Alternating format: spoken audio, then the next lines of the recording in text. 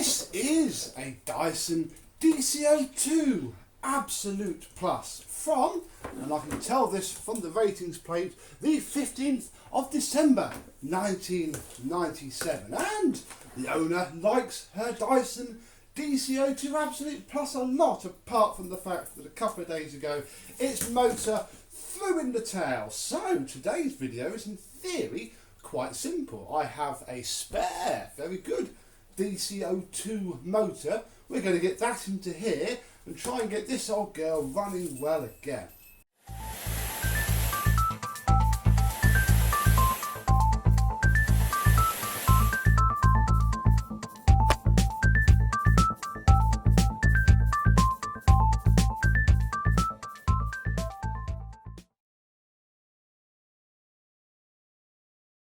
Yes, hello my vacuum cleaner chums, how are you today? We won't be turning this on before we work on it because yeah, the motor is burnt out, and looking at all this plaster dust covering the thing, I can see why. Now we have ourselves the pre-motor filter on the top, which I'm going to try and wash because they're very difficult to get hold of, and the owner's fine with that. The owner has some new post-motor filters, which works well. So the first thing we've got to do is take this thing apart, and oh, look at that, look.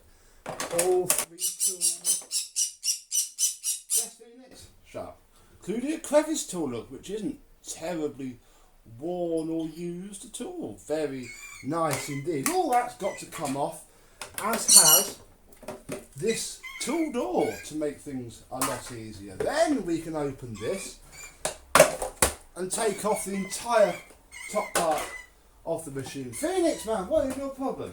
It's outside on the window, chirping to the wind. Right, now that this is done, crikey it stinks, we can turn her over and undo all the screws underneath.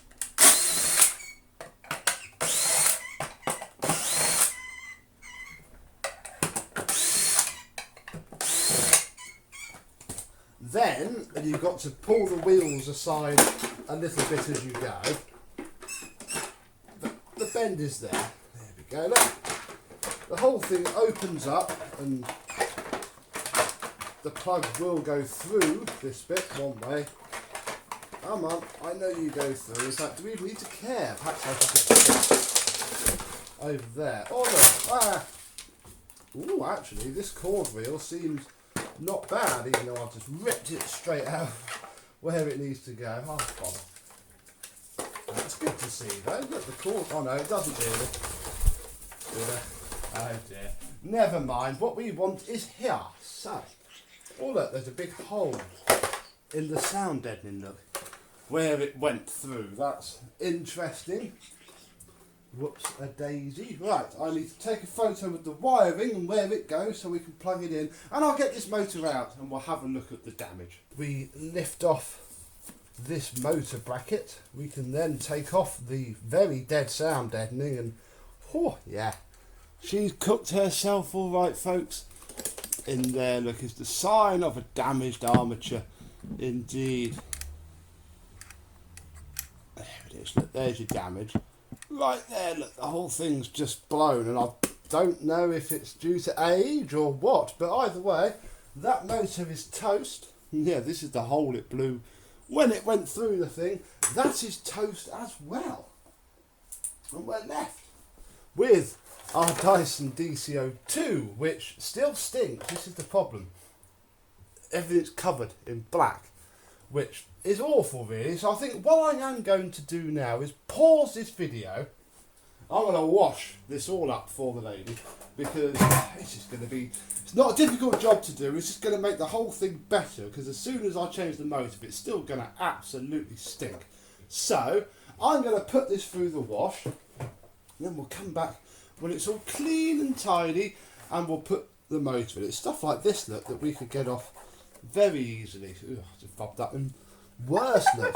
Oh dear. But yeah, I think we should do right by this old girl. So I'll see you when it's shiny. A couple of days later, and we are back. Why a couple of days? Well, the problem when a motor goes in a vacuum cleaner is that it blasts burnt rubbish through the entire thing, for want of a better analogy really. And as soon as you put a working motor in it, it's just going to stink like heck. So I gave it all a bit of a wash, and it hasn't come up perfectly. Look, you can see where that's bits of carbon that's, you know, smashed itself into the plastic when the old motor exploded. And yeah, you know, DC02 from 1997 probably is in need of a little wash, especially since all of that was full of plaster dust. Look, you can see the date bills now. It's actually made in 1996. Look, very nice indeed. So yeah, everything got a wash and a brush up. You can see that that's where some more fire went, and all is good. The filter that I was left with washed up pretty much like new, no problem there. And here is an motor which I happened to luckily have from another DC02, but you can fit, you know, DC05 8 YDKs to these if you need. Just do a Google search. There's a thread on Manchester Vax where they show how to do it. But we don't need to do that. All we need to do is drop this back together and try and remember how it went, because it's been a little while. I'm going to have to get my phone out to look for the wiring on the switch, because I can't remember which way around that went, but that should be simple enough. So I'll pull you down a bit and we'll get everything back into the machine. Try and present this in a coherent, easy to follow way, when really all you've got to do is just smash it back together. And we'll actually start with the motor. This is not the sound deadening that came with the other motor. This is all from this. I pulled the whole thing out as a unit and washed this up, and it smells beautiful. So what we'll do is we'll put the motor bracket there. That's what sits in those bits there. Then put this piece of foam over it. You could probably leave this bit of foam out. I don't think it makes much difference, to be honest. So if it's ruined, breaking apart, you could just leave it. Doesn't do much bar make it a little bit quieter, although quieter in inverted commas. Just stops the air from buffeting around so much really. Yeah, this has to tuck down onto the top of the fan case like a nice little coat, like so. Then literally just pushes in here like so. I do believe, seem to recall. There we are, and that is the motor fitted. Then take our cord reel, which, just like, remember the DC02 clear, not there, wouldn't it be great? Was there a DC02 clear? I think there was. Comment down below if you've ever seen one. The DC02 Distill. This has exactly the same problem with the cord rewind, sadly. Look, I mean, it's just nothing really. And yeah, very, very indicative of the Dyson DC02 and Dyson in general really. They've not been renowned for using materials or parts that last at all really. Bless them. Despite their so-called premiumness. This would have been a £250 vacuum cleaner back in 1997. Right, here is the photograph that I took of the wiring. Always take a photograph somewhere else so that you know where you were when you take things apart, and then also put the cleaner the same orientation so you can plug everything in, because I got this wrong on the DC02 Distill and it went bang as the switch did a hard short across itself, although it worked fine afterwards. So we'll get the wires plugged in. Turns out it was easier to pop the motor back out to do this. So we'll put those in there and then push the rubber boot back down. I can already smell the old burnt motor already, even though I've cleaned all of these wires. It just soaks itself in. It is a vile, acrid smell indeed. Come on. Again, I don't think this rubber boot's that important, but it was on, so we shall replace it, because that's how this works, isn't it? Always leave things as you found them, or better. And gosh, this is annoying, because I pulled a wire out. No! Eventually, you'll get it all plugged in, and that rubber boot's seated properly. Like roughly so. It's not flipping perfect. Those wires are a complete pain in the bum to twist around, but blimey, it'll do. Nobody's going to come back in here and care. Then we can fit our motor, I suppose. Should have just not bothered doing that at all. There we go. Then if we peel this back, we need the red wire. Doesn't matter which way round these go, just plug it in to the motor terminals, assuming your DC02 is like this. There were a few revisions. Then this, which is the thermal cutout, sits somewhere down there really. It just sort of floats around, not really doing a lot. So there's that, and we'll tuck all the wires in there like so, and that should be that. Gosh, that's annoying to film when it does that and you can't see anything. There we go. Next is possibly the trickiest bit, because we've got to try and get the plug without flipping the cord reel out of its little hole. If I brace that against my knee, the plug just pushes through, although at a very specific angle, so you've got to fiddle with it a little bit. I mean, if you don't have a fitted plug on yours, they don't always do nowadays, it is a lot easier just to pop the plug off to do this, but you can do it, he says, struggling immensely. Come on. There we go. You can do it with the plug in. Just don't bend the pins. Then, extra layer of fun, you have to, let's show this. There we go. Look, you have to pull the wheels over this bit, these parts here, whilst keeping it deadly straight, because it's got to go into itself. But then once you get there, it will just drop straight down nice and happily, he says, with it not dropping straight down, nice and happily. Ooh, what are you doing? Something isn't 110% happy, is it?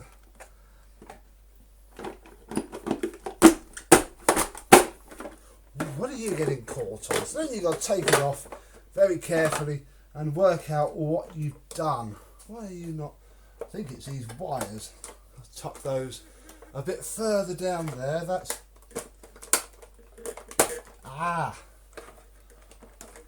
just dropped another millimetre. It's very difficult to take the wheels off of a DC02, which is why I try not to, because if you break one of the locating tabs, you are pretty stuffed to find another set of wheels, basically short of breaking another machine up. And then, once you've lined up this back part, which only goes one way, aha! It will just drop in. Why are you not dropping in? What's going on? Let me get that straight. Look, it's there. Normally it just plops down, done.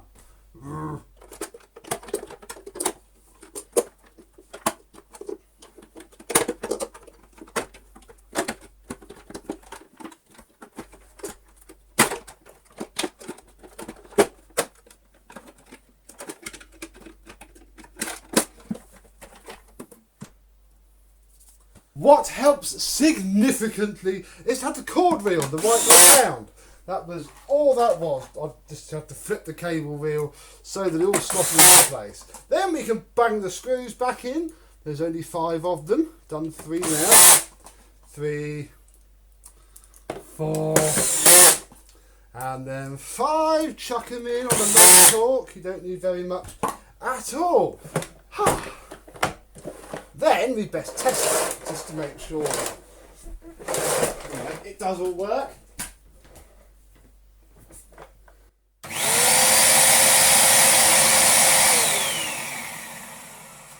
It'll sound terrible because there's no filters. All the cables staying out. Well, it's not bad actually. It's obviously just starting to go rather than has completely gone. Right, next, pop its top shell on, and again just line up the 2 tabs and click it into place.